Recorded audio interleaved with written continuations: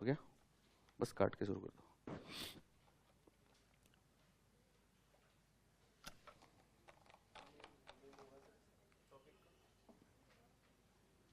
Ericsson part 1, Ericsson part 2,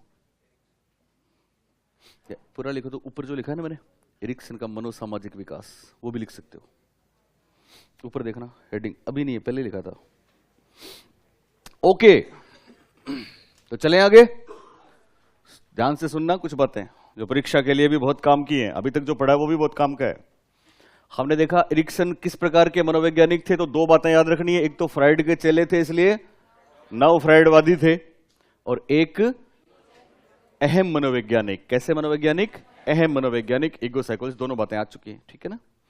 okay, यहां प्रसिद्ध book है चाइल्डहुड एंड सोसाइटी। बुक का क्या नाम है? ओके, अब क्या है उनका ये काम, क्यों हम सब पे लागू है, इसके लिए सुनना कुछ बातें ध्यान से। एक्चुअली एरिक इरिक्सन साहब कौन सी परिस्थितियों में पैदा हुए, किस तरह से बचपन बीता, कैसे जवानी आई, कैसे बाद में और बड़े हुए, इसका अंदाज हम लगा सकते हैं उनकी जीवन की शुरुआत से। बोलिए, लगा सकते हैं?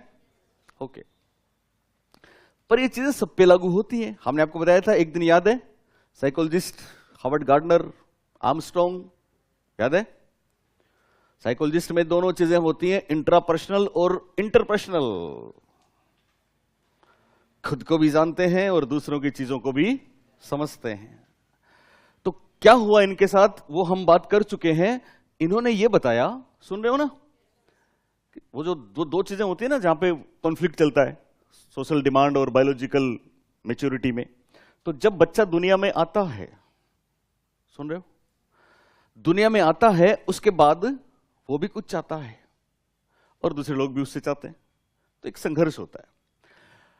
दुनिया में आने के बाद पहला 1 वर्ष या 1.5 वर्ष अगर उसको सही व्यवहार मिलता है तो वो ट्रस्ट की विमा में जाता है। किस में जाता है? ट्रस्ट की विमा में। और अगर उसके साथ मिसबिहेव होता है तो वो जाता है मिसट्रस्ट में। सही व्यवहार कौन करेगा? वहां तो पहला सरोकार पेरेंट से ही होता है साहब, होता है कि नहीं पेरेंट से? तो पेरेंट्स अगर सही उसके साथ उसको पहचान, तभी तो कहते हैं ना, कौन माता पिता अपने बच्चे के साथ मिसबिहेव करेगा? करते हैं, सब करते हैं, क्योंकि उनको उसके मन का ज्ञान नहीं होता, इसलिए करते हैं। आपको पता है नार्सिस कितना प्यार करते थे मम्मी पापा, लेकिन कैद ही कर दिया, तो ये कौन सा व्यवहार हुआ? मिसबिहेव हुआ कि नहीं हुआ? तो फ्रॉइड और एरिक्सन की बेहतरीन बातें हैं, समझना आप इनको, कि साहब अगर सही व्यवहार हुआ तो फिर विश्वास की विमा में जाएगा, और सही नहीं हुआ तो फिर क्या जाएगा? अविश्वास। विश्वास की विमा का क्या मतलब है? तो सुनना, एरिक्सन कहते हैं कि वो बच्चा ये सोचता है, हालांकि हमको याद नहीं रहता, पूर्व बाल्यावस्था से पहले की चीजें याद नहीं रहती, रिप्रेशन, लेकिन वो ये सोचता है अगर सही व्यवहार होता है तो वो सोचता है यार सही लोगों के बीच में आया हूं, अच्छे लोग मिले, इस दुनिया में आ गए हम। लेकिन अगर मिसबिहेव हुआ तो वो ये सोचता है या सोचती है कि मैं कहां फंस गई, मैं कहां आ गया, मैं किन के बीच आ गया जिनको मेरा ख्याल ही नहीं है, और वो जाएगा मिसट्रस्ट में। किस में जाएगा? मिसट्रस्ट में। एरिक्सन कहते हैं कि आप किसी भी बच्चे का चेक करें, उसको आप देखें, कोई छोटा सा इस एज का बच्चा है, अजनबी किसी की मां की गोद में है वो, आप उसके पास जाइए और आप उसको अपने पास बुलाइए, आ जा। लेते हैं ना हम लोग, कई बार पड़ोस के बच्चों को लेते हैं ना, आप उसको बोलिए आ जाओ। अगर वो बच्चा विश्वास की विमा में है, ट्रस्ट में है, तो निश्चित रूप से वो मुस्कुराएगा और अजनबी के पास चला जाएगा, क्योंकि वो ये सोचेगा कि जिनके पास मैं आया उन्होंने इतना खिलाया, इतना एंजॉय किया मैंने, अब चलते हैं इनके साथ और मजे करेंगे। लेकिन अगर वो पलट जाता है, चिंतित होता है या रोता है या डरता है, तो निश्चित रूप से वो मिसट्रस्ट में है, वो अविश्वास में है, क्योंकि वो ये सोचता है कि जिनके पास मैं आया उन्होंने इतना सताया, पता नहीं ये कितना सताएंगे, नहीं जाना। That is trust versus mistrust. ये बात क्लियर है आपको? फिर उसके बाद ये आपके सिगमंड फ्राइड साहब की ओरल स्टेज के इक्विवेलेंट है। किसके इक्विवेलेंट है? ओरल स्टेज के इक्विवेलेंट है। मैं यहां पे 2 बातें आपको और बताऊंगा, इसके बाद याद दिलाना मेरे को। इनको पूर्व बाल्यावस्था, खेल अवस्था, विद्यालय अवस्था के नाम से भी डिफाइन किया उन्होंने, जो परीक्षा में आई है। तो उसके बाद फिर अगली स्टेज आती है, और ये सेकंड वाली है उनकी एनएल के बराबर। किसके बराबर है? एनएल की, टॉयलेट ट्रेनिंग वाली की है। तो यहां पता है क्या होता है, यहां भी सेम वही बात है। अगर हम बच्चे के साथ सही व्यवहार करते हैं तो वो ऑटोनॉमी में जाएगा, और अगर मिसबिहेव किया तो फिर सेम सेम सेम। क्या है टॉयलेट ट्रेनिंग में, क्या है, बाथरूम, ठीक है ना। उसने सुसु कर दिया, तो पेरेंट्स ये क्या कर दिया तुमने, पता है हमने कितना बड़ा नुकसान कर दिया। अगर हमने उसको ऐसा बोला, टोका, रोका। मिसबिहेव का मतलब क्या होता है, मिसबिहेव का मतलब ये थोड़ी है कि हम उसके साथ कोई वो मिसबिहेव करेंगे, पर एक माँ है मनोवैज्ञानिक, ठीक है ना, उसने उसको हिला दिया, कठोर नजरों से देख लिया, अपने से दूर कर दिया, वो हर्ट हो गया, यहीं पे हो गया काम, और वो इस लज्जा वाले में चला जाएगा। सेम सेम, क्या हुआ, मैंने क्या किया, मैंने क्या कर दिया, हो गया ना सामाजिक विकास अवरुद्ध, होगी ना नेगेटिव विमा हावी। ऐसी आगे वाली है पहली शक्ति, पहली शक्ति में अब वो खेलने लग जाता है, और खेल में भी उसके साथ जो सराउंडिंग्स हैं, उसे बड़े बच्चे हैं, उन सबका बहुत बड़ी जिम्मेदारी है, पर वो जानते ही नहीं है। तो उसने कोई भी काम किया, तूने क्या कर दिया, तेरे से नहीं होगा, बस खराब। घर वालों ने किया, खिलौनों से खेल रहा है, कुछ भी किया। आपको पता है छोटे बच्चे के साथ जब भी आपका छोटी सी गुड़िया है ना, भले ही आप उसकी मदर हैं, फादर हैं, कोई भी हैं, तो आपके पास है, तो वो पियाजे कहते हैं वो निष्क्रिय है कि सक्रिय, बोलिए सक्रिय। ऐसे बैठेंगे नहीं, ज्ञान का निर्माण कर रहे हैं, वो तो हर चीज में ज्ञान ढूंढ रहे हैं, हर चीज में एक्सपेरिमेंट कर रहे हैं। तो कुछ भी नहीं, तो पेन है एक, है ना आपके पास, पढ़ रहे हो तो आपका पेन उठा के, उसको कोई मतलब नहीं, पर वो पेन उठाएगी, आपको देगी, लो, देती है। बर्तन उठाया, कुछ भी उठाया, अगर आप, तेरे से नहीं होगा, पटक देगी, तोड़ देगी, रहने दे, कर दिया मिसबिहेव, नेगेटिव विमा बन गई। आपने उसको पॉजिटिव दिया तो फिर खेल अलग होंगे। आपको याद है जब छोटे थे तो आपके दादाजी ने ऐसा किया होगा, पुराने गांव के लोगों ने भी ऐसा किया है। आपने उनको उठा के दिया तो दादी, दादाजी या मम्मा, कोई भी, उन्होंने उसको लेके बोला, आहा इतना बड़ा, बोला ऐसा याद है? क्यों बोला उन्होंने? क्योंकि वो आपकी इनिशिएटिव वाली चीज को बढ़ावा दे रहे थे। पता नहीं हम कैसे बनेंगे, इनिशिएटिव लेने वाले बनेंगे, लेकिन अगर हमको रोका गया, तुमने क्या कर दिया, गिरा दिया, ये तेरे से नहीं होगा, तेरे से नहीं उठेगा, ये नहीं होगा, तो फिर उसको गिल्ट फील होगा, दोषिता आ जाएगी, मैं कुछ नहीं कर सकता, मैं कुछ नहीं कर सकती, ये भावना अभी है और ये आगे बहुत नुकसान देगी। इसी तरह से यहां स्कूल जाने वाली चीजें हैं, ठीक है, तो हर जगह इनिशिएटिव बढ़िया हुआ, उसको हम सपोर्ट कर रहे हैं, तो पॉजिटिव विमाएं, जहां भी पॉजिटिव विमाएं होंगी वो अच्छी बातें होंगी आगे चल के, और नेगेटिव विमाओं में खराब बात होगी। इरिक्सन कहते हैं कि इन दोनों में जो संघर्ष होता है, उसमें अगर ये पहले वाली जीतती हैं तो एक अवस्था का सही तरीके से रिजोल्यूशन होता है, समाधान होता है, और फिर अगली अवस्था के लिए वो बेस बन जाती है। और हर एक अवस्था में उन्होंने एक वर्च्यू बताया है, एक वर्च्यू पैदा होता है, एक गुण पैदा होता है, एक ट्रेट पैदा होता है, एक योग्यता पैदा होती है, और वो 8 शब्द भी मैं आपको लिखाऊंगा जो परीक्षाओं में आए हैं। हर अवस्था में ऐसा होता है। फिर आप सोच सकते हैं इरिक्सन के साथ क्या हुआ होगा। दुश्मनों के घर में पैदा हुआ, दुश्मनों के घर में पल रहा है, हर कोई नफरत कर रहा है उससे, उपेक्षा कर रहा है उसकी, तो कैसे उसका बचपन बीता होगा। वो कहते हैं साहब हम तो मिसट्रस्ट में तो आंखें खोली हमने, कदम कदम पे हमको शेम एहसास कराया गया, गिल्ट फील कराया गया, बाहर गए, स्कूल गए तो इन्फीरियरिटी कॉम्प्लेक्स आ गया, क्योंकि हर कोई ऐसा ही कर रहा है हमारे साथ। उसके बाद आई किशोरावस्था। अब सोचा कि अपना कोई वजूद बनाए, अपनी कोई पहचान बनाए, अपना कोई अस्तित्व बनाए, लेकिन इस कंफ्यूजन में किशोरावस्था भी गुजर गई। किशोरावस्था इस कंफ्यूजन में गुजर जाती है, और उसके बाद आती है बहुत महत्वपूर्ण अवस्था, जिसको बोलते हैं शादी वाली अवस्था। क्या बोलते हैं इसको? ये शादी वाली है, मैरिज वाली है। घनिष्ठता बनाम अलगाव। और यहां पे क्या होता है, सुनना। सब लोग सुन रहे हो? तो पहले तो मेरे को ईमानदारी से बता देना आप, क्योंकि हमसे चिटिंग बर्दाश्त नहीं होगी। आप में कौन कौन है जो शादीशुदा है? हाथ खड़ा करें, raise your hands. Okay, nice, good. Mohan तुम भी?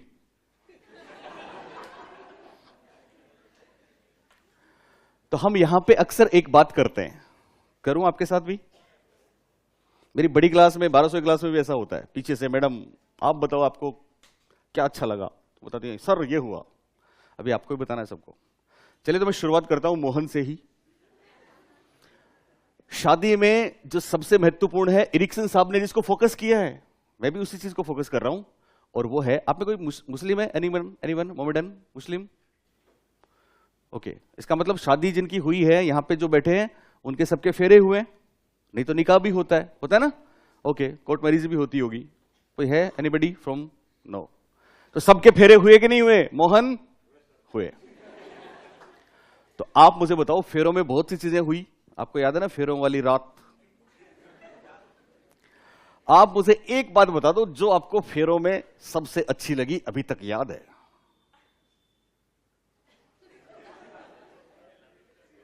चलिए फिर आपका नंबर आता है। ओके, महिलाएं बैठी हैं तो मैं उनसे पूछना चाहूंगा कि कौन सी वो एक बात है जो आप अभी तक नहीं भूली हो, या फिर आपको अच्छी लगी हो, या हो सकता है खराब भी लगी हो, क्योंकि ये साइकोलॉजी है, हम यहां पे सब आपस में ऐसे इंटरेक्शन करेंगे क्योंकि हमको सफलता भी तो लेनी है। तो कौन है जो बताएंगे सबसे पहले? Yes, anybody? आप बताओ मैडम, आप सीनियर हैं, फेरों वाली कौन सी बात? Definitely craze.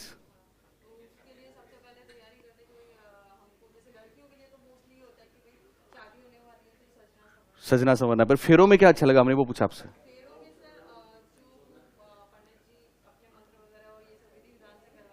वो अच्छा लगा। ओके, इनको फेरों की पवित्रता पसंद आई है ना, कि उसमें मंत्र थे, विधि विधान थे, जिंदगी की नई शुरुआत है। ओके, अच्छा लगा। चलिए, और कोई नेक्स्ट फीमेल प्लीज, एनीबडी? बताओ ना, कुछ भी बोलो ना पीछे से। यस, आप बताओ। मांग तो भरी हुई है, पता है, बताएंगी? बता दो ना। ओके, चलिए, और कोई बताएंगे? यस, आप बताओ आप। ओके, फिर जेंट्स में से कोई बताए। मोहन, अब तुम बताओ, कौन सी चीज तुम्हें अभी तक याद है?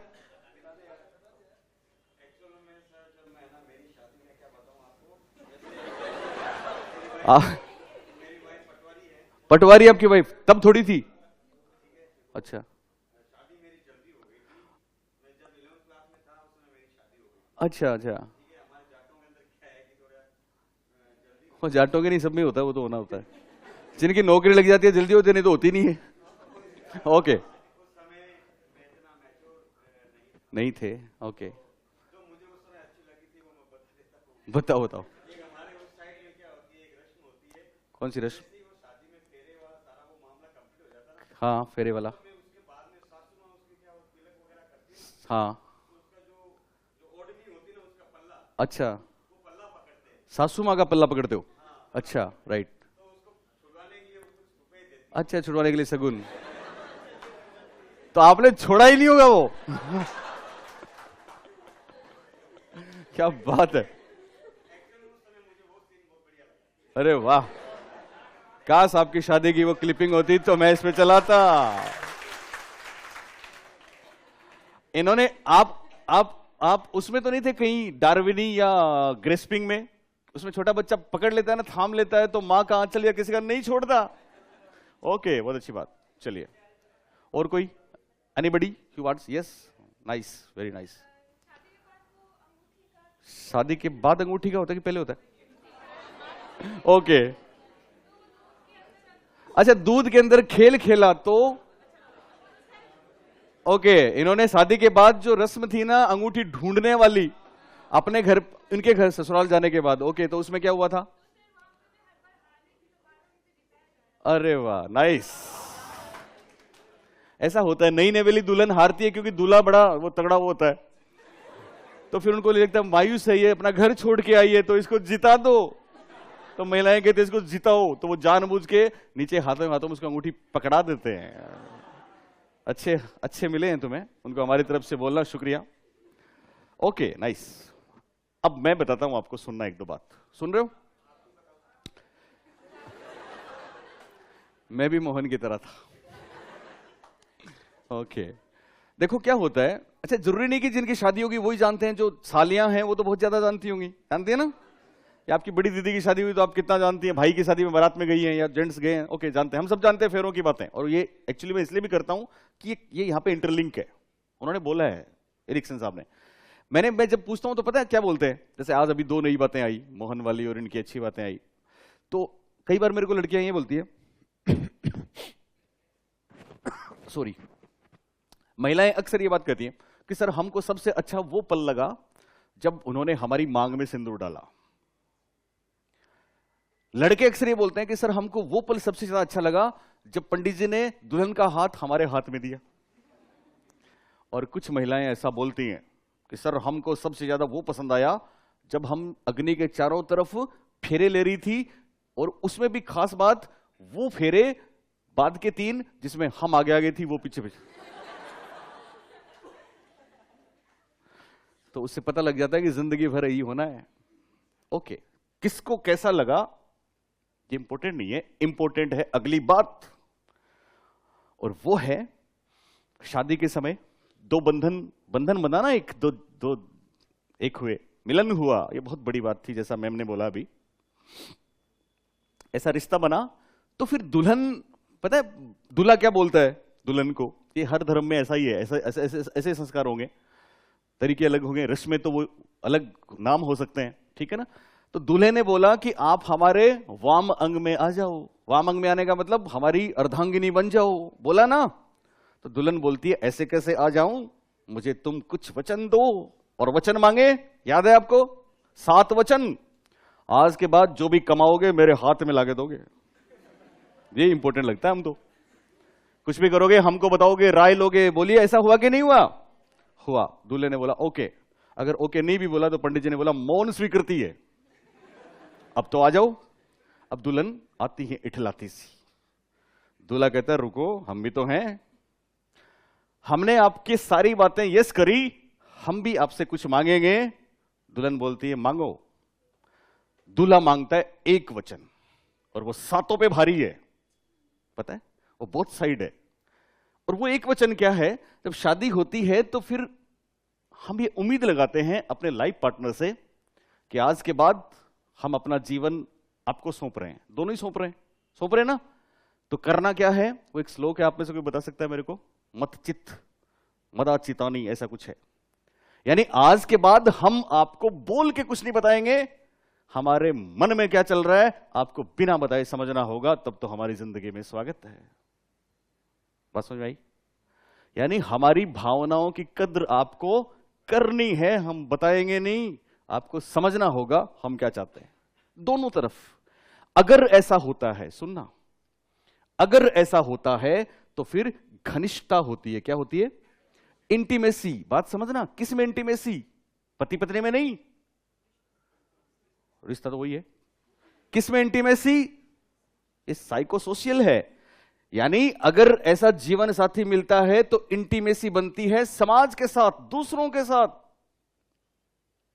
सुना है ना आपने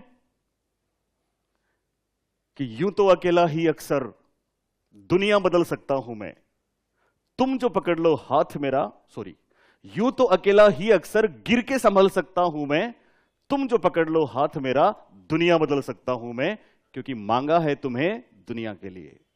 इसका मतलब क्या हुआ? इसका मतलब जीवन साथी अगर बेहतर मिला, बातें समझने वाला मिला, तो इंटीमेसी पूरी दुनिया के साथ हो जाएगी, क्योंकि उससे जो मिलेगा हम पूरे समाज पे, दुनिया पे लुटा देंगे। तो बोलिए हुआ पॉजिटिव काम। लेकिन ऐसा नहीं हुआ। बिना बताए समझना तो छोड़ो, 100 बार बताने पे भी समझ में नहीं आती, तो फिर नेगेटिव विमा है। फिर क्या हो सकती है? नेगेटिव विमा है। और ये क्या है? आइसोलेशन, जो कि बहुत खतरनाक है।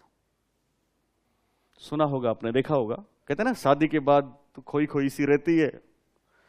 वो क्यों रहती है खोई खोई सी? क्योंकि ऐसा मिला ही नहीं जो समझता है, बताने भी नहीं समझता। तो फिर वो सोचती है मैं जिसके साथ भगवान ने, ऊपर वाले ने मेरा रिश्ता जोड़ दिया, वही जब मेरी बातों को नहीं समझता तो मैं किसको बोलूं? और वो किसी को नहीं बोलती, अपने आप में आइसोलेट हो जाती है। ये उसके साथ नहीं, उधर भी हो सकता है। कहते ना शादी के बाद तू तो बदल गया यार। अब वो यार क्यों बदल गया? क्योंकि वो क्या करे, वो किसको बताए? इसलिए किसी को बताते नहीं है, और किस में चले जाते हैं? आइसोलेशन में और अलगाव में चले जाते हैं। बोलिए हो गया ना सामाजिक विकास अवरुद्ध। पता नहीं वो इस दुनिया के लिए क्या कर सकता था या क्या कर सकती थी, लेकिन इसलिए नहीं कर पाए कि जीवन साथी समझता नहीं है बहुत बड़ा दर्द है कि नहीं? अब क्या होता है? देखो इंसान कितना ऑप्टिमिस्टिक है। अब होता है, अब समय आता है बच्चों वाला। फिर बच्चों पे आस, बच्चों पे उम्मीद, और यहां हम सबकी जिम्मेदारी है, क्योंकि हमारे पेरेंट्स हो सकता है इस स्टेज में हो, इस स्टेज में हो, क्या जिम्मेदारी है? यहां दो चीजें हैं, जनरेटिविटी है और इधर स्टेग्नेशन है। जनरेटिविटी, जन्मात्मकता क्या होती है? यहां पे आने के बाद इंसान अपने बच्चों की तरफ मुड़ के देखता है और वो सोचता है कि मेरे बच्चे वैसे ही हों जो मुझे समझ सके या जैसा मैं चाहता हूं।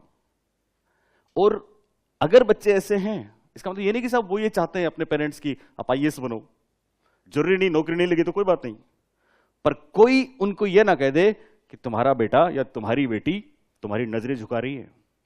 किसी के साथ क्या क्या होता है, किसी के साथ चीट किया आपके बेटे ने, आपके बच्चे ने, किसी को सताया, किसी को दुख दिया, तो पेरेंट्स दुखी होंगे, वो ये नहीं चाहते। हाँ आपका बच्चा बहुत अच्छा है, उनका बेटा बहुत अच्छा है, जरूरी थोड़ी है कि नौकरी लगा तभी बहुत अच्छा है, ऐसे बहुत अच्छा है, बेटी बिटिया बहुत अच्छी है, तो अच्छी है तो फिर जनरेटिविटी होगी। और यहां इस एज में भी मैं आपको बताऊं, आफ्टर 35 40 यहां भी इंसान कमाल कर सकता है दुनिया के लिए। लेकिन अगर ऐसा नहीं हुआ तो फिर स्टेग्नेशन में जा सकता है। स्टेग्नेशन वो मूर्तिवत और जड़वत अवस्था है जिसमें इंसान भाव शून्य हो जाता है। कुछ भी बोलो, ओके ठीक है, स्टेग्नेशन में आ गया। स्टेग्नेशन किसको बताए, किसको बताए, किसको कहे, क्या करे? इसलिए कुछ नहीं करना, बस जिए जा रहे हैं, जिए जा रहे हैं, जिए जा रहे हैं। फिर आती है आखिरी स्टेज, ईगो इंटीग्रेशन। यहां पे एरिक्सन ने बोला है मैच्योरिटी और विजडम का कॉम्बिनेशन होता है और इंसान रिफ्लेक्शन करता है, बैक में जाता है और वापस सोचता है इस तरह से, यार बचपन बीता, फिर ये हुआ, फिर ये हुआ, फिर ये हुआ, यहां ये हुआ, यहां ये हुआ। और अगर सब कुछ सही था तो फिर यहां भी इंटीग्रिटी आती है, ईगो इंटीग्रिटी आती है। ओके, कहते हैं ना कई लोग, ठीक है बच्चे बच्चे सेटल हो गए, शादी होगी, नौकरी लग जाएगा, एक तैयारी कर रहा है, एक अपने ससुराल में सब ठीक है, हमने तो जिंदगी जी ली, तुम्हारी जिंदगी है, बोलते कि नहीं ऐसा?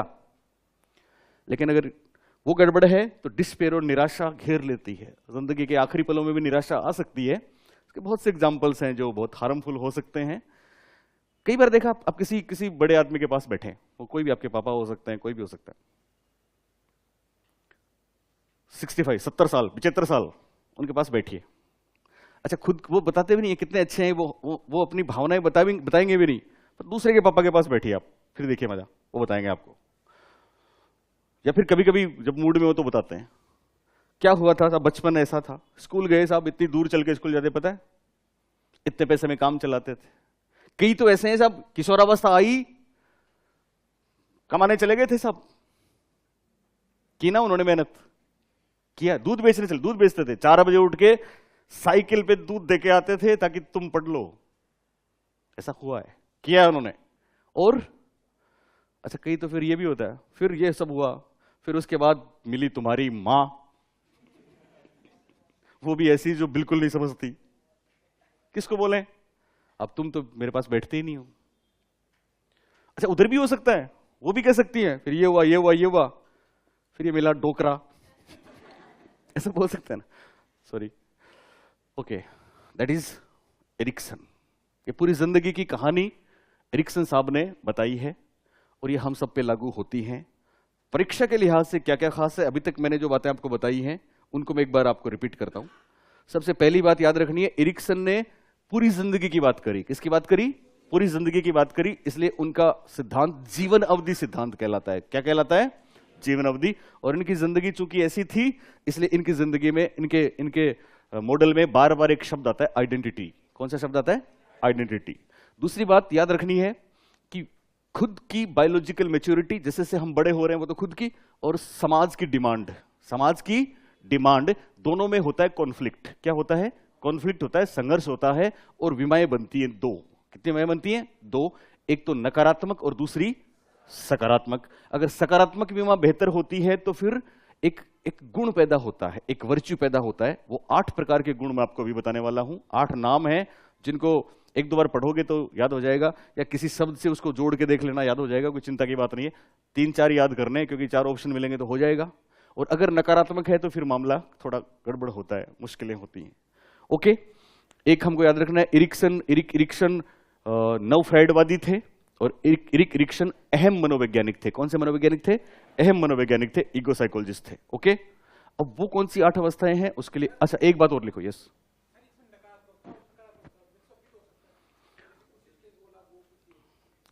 हाँ, क्यों नहीं हो सकता? यहां तक वही तो बात है ना, यहां तक जो हुआ, पर आपने देखा ना कई बार शादी से पहले तो वो पता नहीं क्या थे, कुछ नहीं थे, लेकिन शादी हुई, घर में लक्ष्मी आ गई, बदल गया माहौल। बदलता है कि नहीं? जिंदगी बदलती है। पहले कैसा था, शादी के बाद क्या पता नहीं क्या हो गया, तो बदलता है कि नहीं? तो कहीं भी बच्चे, कुछ लोग पूरी जिंदगी दुख पाते हैं, देखा आपने, लेकिन बच्चे ऐसे होते हैं कि वो बहुत खुश हो जाते हैं, बच्चे मजा आ गया, करते हैं कि नहीं करते? तो ये वेरी करती है। इसका मतलब ये नहीं कि साहब यहां नकारात्मक है तो जिंदगी भर नकारात्मक ही रहेगा। वो तो मैंने आपको समझाने के लिए बोला कि इरिक्सन की ऐसी परिस्थिति तो हो सकता है ऐसा हुआ हो, ठीक है ना, ये बस समझने के लिए था। तो ये हो भी सकता है, बाद में भी हो सकता है। वो तो कहते हैं ना, बहुत से लोग कहते हैं कि साहब पहले दुख पाए तो फिर खुशियां हैं, सुख हैं, है ना, पहले बहुत अच्छे थे अभी दुखी हैं। तो ये बदलता रहता है, इट्स नॉट इश्यू। ओके, एक चीज आप यहीं पे लिखेंगे, ध्यान दें, परीक्षा में ऐसा भी आता है, ये जो 8 अवस्थाएं बताई हैं, इनको हम अपने जो विकास की अवस्थाएं उनसे जोड़ते हैं। तो बहुत सिंपल सा फंडा बताता हूं मैं आपको, चिंता करने की जरूरत नहीं है। जगह है ना आपके पास, जहां ये लिखी है उसके आगे या पीछे जगह, तो केवल एक एक शब्द लिखवाऊंगा, ठीक है ना। और वो क्या है, वो है जैसे पहली है ना, विश्वास बनाम अविश्वास, इसके पास हल्का सा लिख लो शेषवावस्था। शेषवावस्था, विश्वास बनाम अविश्वास, शेषवावस्था। कौन सी अवस्था? शेषवावस्था। विश्वास बनाम अविश्वास, शेषवावस्था, ठीक है। दूसरी स्वतंत्रता बनाम लज्जा है, यह है, हल्का सा लिख लो पूर्व बाल्यावस्था। उन्होंने बोला है पूर्व बाल्यावस्था, अर्ली चाइल्डहुड बोला है इसको, पूर्व बाल्यावस्था। तो शेषवावस्था सिमट गई 1-1.5 साल तक, फिर पूर्व बाल्यावस्था आपकी आ गई मान लो 3 साल तक, ठीक है। और फिर पहल शक्ति जो है, यहां पे उन्होंने बोला है खेल अवस्था, इसको प्लेज बोला है, खेल अवस्था, इसको बोला है खेल अवस्था। पहली शेषवावस्था, दूसरी पूर्व बाल्यावस्था, तीसरी जो थी पहल शक्ति वो खेल अवस्था। और ये तीनों शेषवावस्था तक सिमट जाती हैं। आ जाएगी आपकी स्कूल अवस्था। स्कूल अवस्था बोला इसको, ऐसे लिखना है स्कूल अवस्था। और स्कूल अवस्था ही बाल्यावस्था का दूसरा नाम है, तो ओब्लिक करके लिख लो बाल्यावस्था।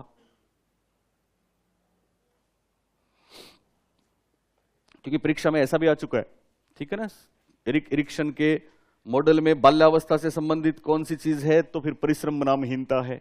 अब देखो आराम से आप समझ सकते हो, हमने बात करी ना, पहली तीनों आ जाएंगी शेषवावस्था में ही, है ना, पर नाम थोड़ा सा बदल सकता है, शेषवावस्था, पूर्व बाल्यावस्था और खेल की अवस्था। और चौथी स्कूल वाली कौन सी आ गई?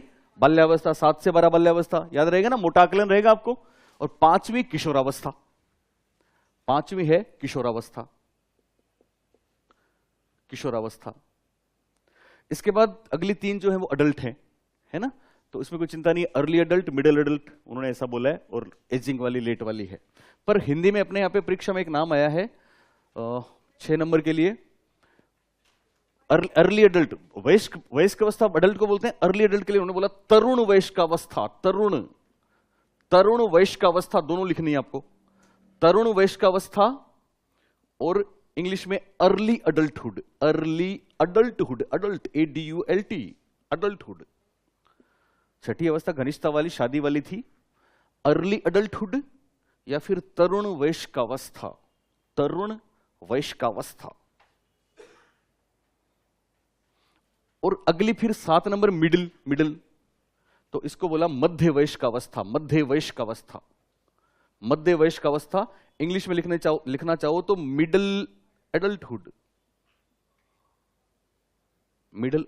अच्छा, वो एक लड़का जो मेरे से पूछ रहा था, आया क्या इंग्लिश मीडियम में हूं सर मैं, ओके बेटा, मिडिल अडल्टहुड, ठीक है। और फाइनली अंतिम जो है उसको हम बोल सकते हैं वृद्धावस्था, या फिर उन्होंने एक टर्म इस्तेमाल किया मैच्योरिटी, मैच्योरिटी, परिपक्व हो गए पूरे, तो यहां पे परिपक्व हुए साहब, परिपक्व अवस्था, परिपक्व अवस्था या वृद्धावस्था या मैच्योरिटी। लेटर अडल्ट बिल्कुल हो सकता है, कोई दिक्कत नहीं है, मैच्योरिटी हो सकता है।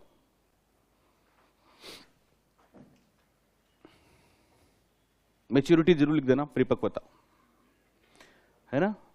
तो शारीरिक रूप से परिपक्वता हम मानते हैं ना किशोरावस्था के अंत में हो जाती है, लेकिन ये शारीरिक रूप से थोड़ी है, ये तो खेल है सारे, तो खेल तो जिंदगी के अंत तक चलेंगे, इसलिए मैच्योरिटी यहां तक ले आए साहब, बोलिए, कोई दिक्कत है आपको? आप मेरे को बताएंगे पहली अवस्था को क्या बोला आपने, क्या लिखा? बोलो, शैशवावस्था। दूसरी पूर्व बाल्यावस्था। तीसरी खेल अवस्था। चौथी स्कूल अवस्था, और एक और नाम बाल्यावस्था। पांचवी किशोरावस्था। छठी तरुण वयस्कावस्था, और सातवीं मध्य वयस्कावस्था, और आठवीं वृद्धावस्था या फिर परिपक्वता अवस्था। क्लियर? अब इसकी आखिरी बात बचती है इरिक्सन मॉडल की। तो आपको दोनों स्टाइल है, देखो। वैसे मोटा विभाजन मैंने आपको करवाया था, आपको याद है ना? तो बाल्यावस्था हमने ली थी 7 से 12, ठीक है ना? अगर उसको 6 से 12 भी ले तो पहली जो 3 है वो वास्तव में किस में है? शैशवावस्था में है, ठीक है ना? पर उसमें हम बीच में कोई नाम जैसे दे सकते हैं। तो ये नहीं है कि ये इरिक्सन ने बोला है इसलिए ये इरिक्सन के नाम है, इसमें कंफ्यूज नहीं होना है कि साहब वहां पे आपने शैशवावस्था ये बोला था, यहाँ पे आ गया, ये डिफरेंट थिंग। कोई दिक्कत नहीं? ओके। अब एक आखिरी चीज है जो इन्होंने बोला ना कि साहब सुन रहे हो, सिगमंड फ्राइड पढ़ेंगे हम, तो वहां वो बोलते हैं कि साहब अगर सही से नहीं होता किसी भी स्टेज में, है ना, ओरल एनल फेलिक्स, सुन रहे हो ना, अगर ज्यादा प्यार मिल गया तो भी गड़बड़ और कम मिला तो भी गड़बड़, तो फिर क्या होता है? फिर बड़े बच्चे बने रहते हैं। उसको बोला उन्होंने फिक्सेशन। क्या बोला? फिक्सेशन हो जाता है, स्थिरीकरण हो जाता है। फ्राइड साहब ने बोला था, बताएंगे आपको वहां पे। और इरिक्सन ने एक शब्द काम में लिया, रिजोल्यूशन। क्या काम में लिया है? रिजोल्यूशन, यानी सही तरीके से इस द्वंद का, कॉन्फ्लिक्ट का समाधान हो जाए। तो इस रिजोल्यूशन के कारण से एक हर स्टेज में वर्च्यू मिलता है, वर्च्यू एक गुण मिलता है साहब। और वो गुण 8 स्टेज हैं तो 8 ही होंगे।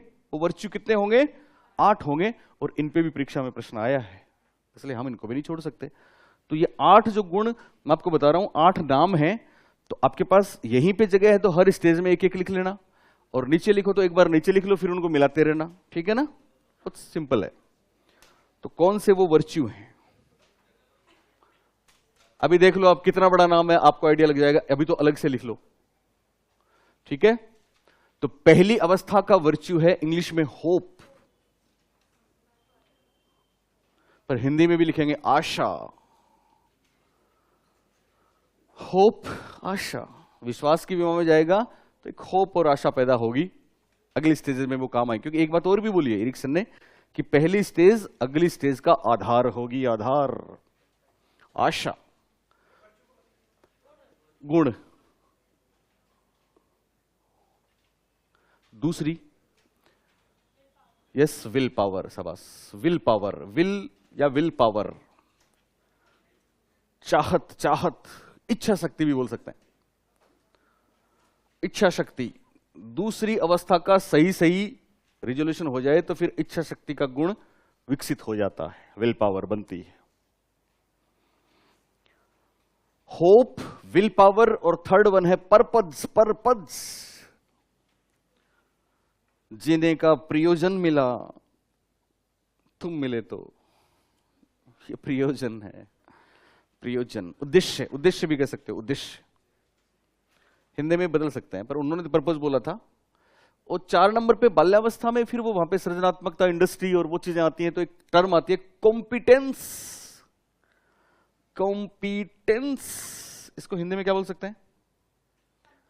हाँ, क्षमता, राइट है, क्षमता। कॉम्पिटेंस, दैट इज क्षमता, एबिलिटी। कॉम्पिटेंस, क्षमता, एबिलिटी। ओके। 5वीं चूंकि किशोरावस्था है इसलिए शब्द आएगा फिडेलिटी। फिडेलिटी, और इसको हिंदी में बोलते हैं निष्ठा। निष्ठा नाम सुना है? जब आप जॉब में जाओगे ना तो ये निष्ठा बहुत परेशान करेगी, हमको कर रही है। परेशान नहीं कर रही, अच्छी बात है। वैसे तो टीचर्स को जो ट्रेनिंग दी जाती है ना आजकल, ऑनलाइन ट्रेनिंग कोर्स करना पड़ता है, तो वो दरअसल निष्ठा ही करवाता है। निष्ठा, ये वो निष्ठा नहीं है, ये दूसरी है, ठीक है ना? ये निष्ठा आपके फर्स्ट ग्रेड में, ये कुछ चीजें हम स्कूल वाले भी बताएंगे आपको, जो परीक्षा में प्रश्न आने की पूरी संभावना है। National initiative for school head and teachers holistic advancement. Holistic advancement, संस्था प्रधान और शिक्षकों के संपूर्ण विकास की एक पहल, राष्ट्रीय पहल, दैट इज निष्ठा।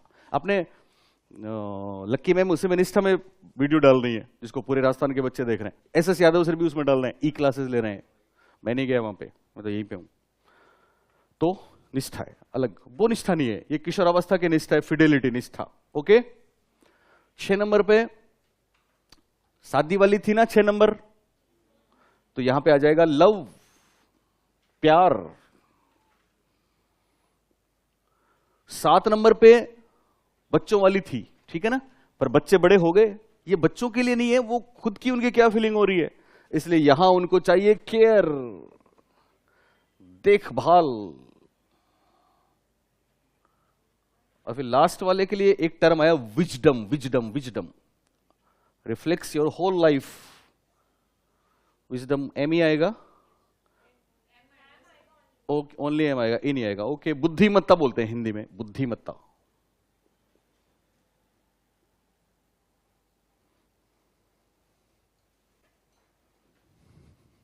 महत्वपूर्ण है, बहुत महत्वपूर्ण है। कोई बात आ जाएगी तो मजा आ जाएगा आपको, बाकी दुनिया ढूंढती रहेगी ये फिडेलिटी कहां से आया, पर आपको मिलेगा। तो आप मेरे को बताएंगे वर्च्यू 8, कितने 8, कितने वर्च्यू 8। पहला बोलिए कौन सा इंग्लिश में, सब लोग बोलिए इंग्लिश में। पहला होप, इंग्लिश में दूसरा विल पावर, तीसरा पर्पज, चौथा कॉम्पिटेंस, पांचवा फिडेलिटी, छठा लव, सातवां केयर, आठवां विजडम। हिंदी में पहला आशा, दूसरा इच्छा शक्ति, तीसरा प्रयोजन, चौथा क्षमता, पांचवा निष्ठा, छठा प्यार, सातवां देखभाल और आठवां। आप आराम से किसी भी तरीके से इसको देखोगे याद हो जाएगा, कोई चिंता नहीं है। आप कोई भी आइडिया लगा सकते हैं। एक तो ये वाला तो कोई नहीं भूलेगा क्योंकि शादी है तो छठी है, तो छठी में लव है साहब, ठीक है ना। और इसके बाद वाले दो आराम से रह जाएंगे, देखभाल करनी, बड़े हो गए उनकी हम देखभाल करें, केयर हो गया, और आखिरी तो वैसे याद रहता है ना, तो ये यहीं पे खत्म हो गया। और निष्ठा एक अलग से नाम हो गया, फिडेलिटी, किशोरावस्था वो वैसे याद हो जाएगा। सबसे पहला होप वैसे याद रहता है। अब बच गए विल पावर, पर्पज और कॉम्पिटेंस, ठीक है ना।